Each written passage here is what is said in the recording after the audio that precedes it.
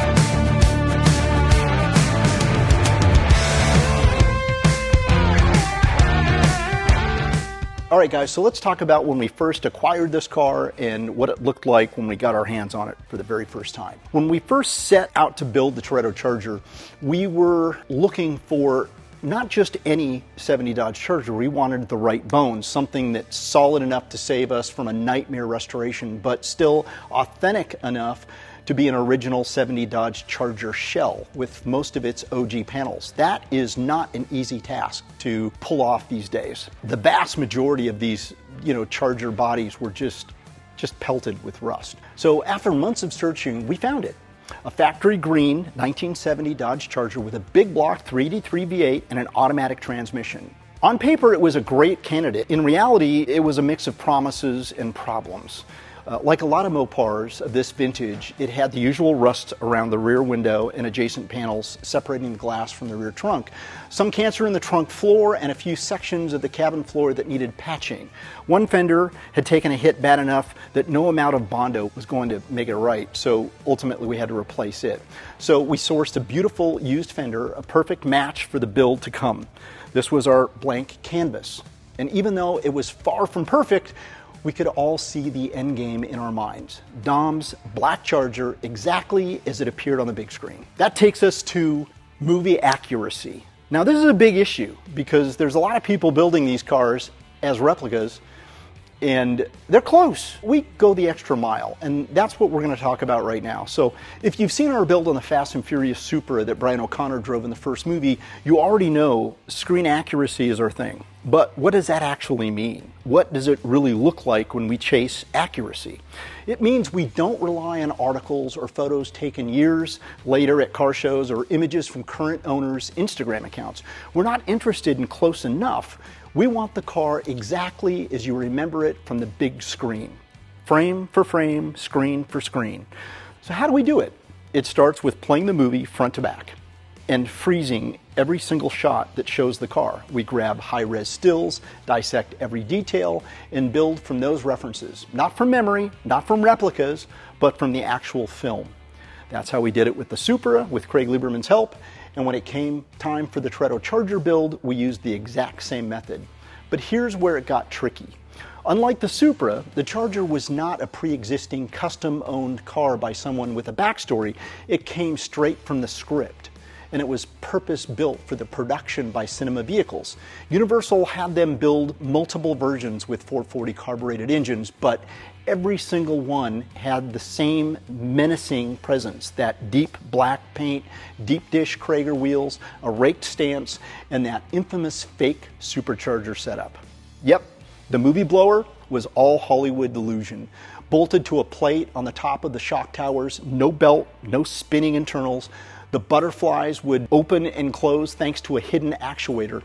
But under the hood, just a regular motor. If you watch closely, you'll notice the belt wheel never actually spins. When we first see Dom's Charger in his home garage with the hood off, the camera reveals the massive supercharged Hemi front and center. Now, that engine came from a company called Chuck Taylor Racing Engines. According to their website, it was a 426 that had been bored and stroked all the way out to 572 cubic inches. But if you really look closely at a still frame, you can tell by the distributor location that those spark plug wires heading to the back that this block actually started life probably as an early, older 392 Hemi. In short, the engine you see in that garage scene with Brian O'Connor is a bit of movie magic. It was just placed in the engine bay for the scene, and it never actually powered the main hero car. Once filming wrapped, the engine was pulled and sent right back to Chuck Taylor's racing shop.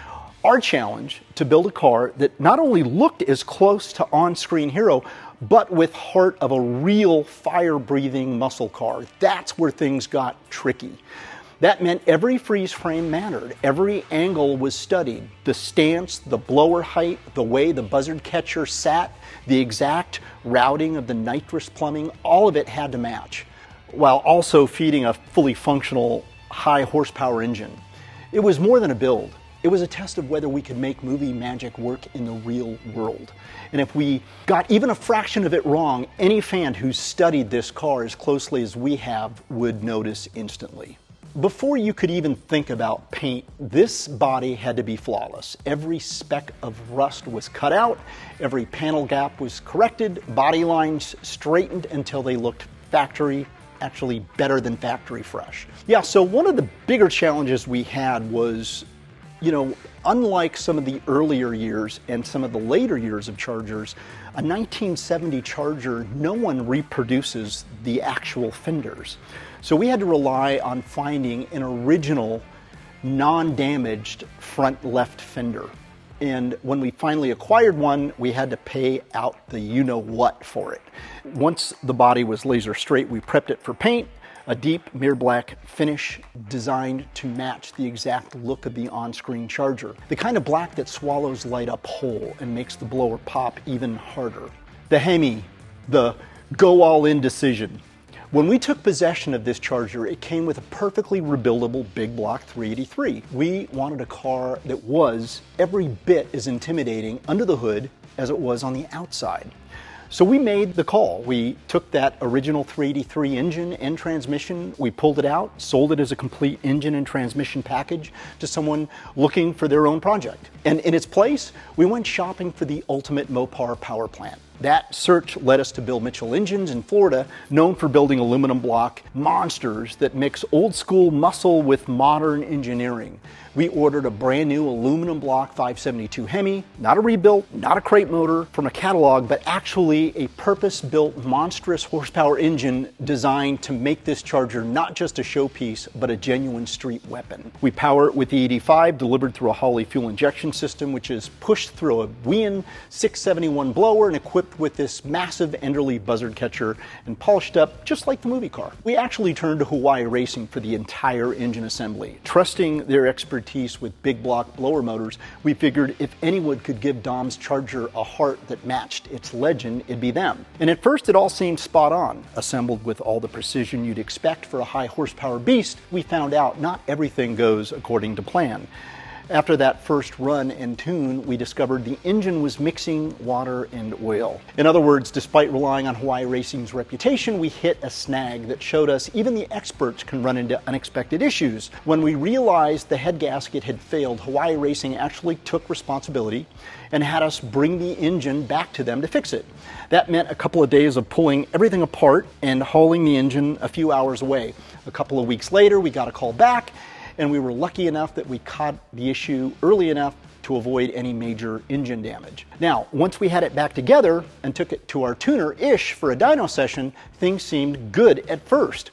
But we noticed it was getting a bit too much air through the intake for the Holley EFI setup on E85. So we had to block off one of those big intake holes and get everything balanced out. But then, after it did a stint at Irwindale for some studio shooting, we found that water and oil were again mixing. At this point, Adrian was done with the back and forth and decided to tear it down himself, and that's when he discovered the real culprit. The Edelbrock heads weren't perfectly aligned with our Bill Mitchell block. That tiny misalignment meant the gasket couldn't seal properly, letting water sneak into the oil. So, lessons learned, we got a machine shop we trust to rework those heads to match perfectly. We also used a custom MLS Cometic gasket this time around, and after Adrian put it all back together, yet again, we sealed off one more intake hole for good measure, and we finally got a stable idle and some strong numbers at the hub dyno around 900 horsepower, which is plenty for whatever the studio has got planned next for it. Okay, as far as the transmission and driveline upgrades, when you're building a Charger to handle a Hemi with a blower sticking through the hood, you can't leave the driveline to chance. We went with a fully built 727 automatic transmission spec'd to take every ounce of torque this motor could throw at it. Behind that, a custom drive shaft was built to exact specs, making sure all the power transfers smooth and reliable. Out back, a Curry 9-inch rear differential was custom paired with Calvert Racing adjustable shocks and Caltrax traction bars. That whole package sits on leaf springs, dialing in the grip this car desperately needs. And because we wanted this Charger to be road ready, we added a gear vendor's overdrive system. That little piece of wizardry turns our 3-speed into a 6-speed, making freeway cruising possible at low RPMs. In hindsight, maybe overkill. Nobody's been brave enough to actually open it up on the freeway yet. The system's still there, but let's just say it might not survive the next round of weight cuts. Another challenge we ran into was the engine offset problem. Here's something most people don't know about Mopars. Every big block Mopar engine sits about 1 3/4 inches towards the passenger side. That just shows how the factory designed them to clear the steering box. The problem, when you throw a blower on top of one of those engines, it looks wrong. The whole thing sits crooked in the engine bay. And for a movie correct build, that wasn't acceptable. So we did the only thing we could do, and that is the drivetrain was pulled out, recentered, custom engine mounts were fabricated, the transmission and driveline tunnels were widened, and voila. Let me tell you, that was a feat in of itself. That literally meant removing everything from the inside, dissecting the entire center floor, and widening the entire tunnel. It took Adrian 3 days just in fabrication work to make that tunnel wide enough to accommodate the moving of the drivetrain over. But shifting the engine back over created another issue. There wasn't enough clearance for the original power steering gearbox. Our first solution was a brand new manual steering box. It worked. But with the added weight of the blower, the underleaf buzzard catcher, and those heavy exhaust manifolds hanging over the front end, parallel parking felt more like a workout than a Sunday cruise. Eventually, we found the perfect compromise. We installed an electric power steering column mounted neatly under the dash, and it provides power assist without robbing a pulley from the front of the motor, keeping the belt drive clean and uncluttered. And here's the kicker. This isn't an iron block Hemi like most people would expect. It's a 572 cubic inch aluminum block Hemi, lighter than the stock, but still packing enough hardware up top to give the front end some serious heft. The end result? The blower now sits dead center, in the bay, perfectly aligned, movie correct, functionally sound, exactly what fans expect when they see Dom's Charger in person. That's what we were looking to do. With everything in place, we dropped in the fully functional Hemi with a working blower, not just a showpiece, but a motor that roars.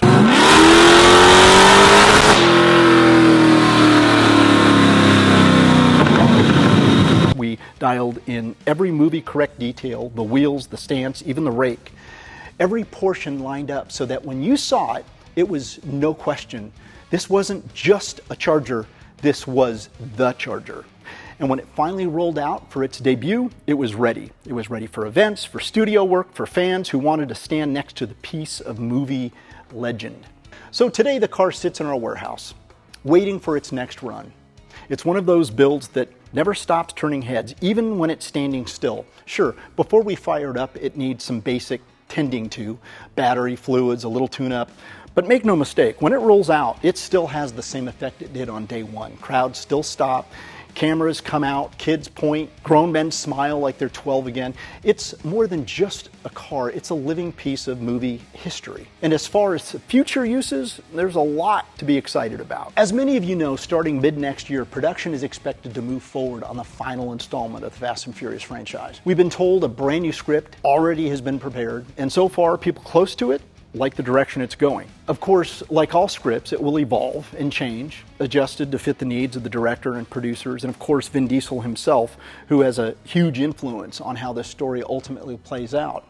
The studio is targeting a mid-year production start date, and we've been asked to stand by with this Charger, specifically this Charger. We've heard directly from Universal that they would very much like to use this car and would like us to make it available for them. So that's what we've done, and that's quite frankly why it sits in this warehouse most of the time. Universal has also expressed interest in several of our other replica builds for the launch of their upcoming Hollywood Drift theme park ride. So it's not just the Charger, there's a chance, a strong chance, you'll see our Supra, our Lightning, the Too Fast, Too Furious Skyline, and even our Eclipse make an appearance or appearances. And here's something we haven't really shared with you guys before. We've also acquired a base car to build a proper replica of the Blue Skyline from the 4th installment. That car is personal for me since I was the actual owner of the original hero car used in that film. So rebuilding it now with all the knowledge and reference material I've kept just makes sense. That project is already underway and it will debut soon as one of the most accurate replicas we've ever attempted to build. Universal has been consistently tapping us for these builds, not just for film, but also for marketing partnerships across industries. Everything from clothing to toys. I can't even count how many times these cars have been scanned for merchandise and licensing projects. It's really surreal to know our replicas have become reference material for official products. And once the final installment of the franchise finally debuts, we'll be able to share some incredible behind-the-scenes photos and stories from when these cars were on set. Until then, those details stay locked up tight. So yeah, we're anxious, we're excited, and we're proud that the studio values these builds as much as we do. And before we wrap up, make sure to check out our other videos. We've gone into deep detail, not just on the Toretto Charger, but also the Supra, our Too Fast, Too Furious Skyline build, which is in progress as we speak. And if you're not already subscribed, you may want to be, because we've got some huge things planned. So that's going to wrap up this video. Thanks for watching, and we'll see you on the next video. Parallel parking felt more like I got a freaking bug attacking me. The car to the way it stands now. This fly, dude, I swear to God. Of course, it is so totally surreal.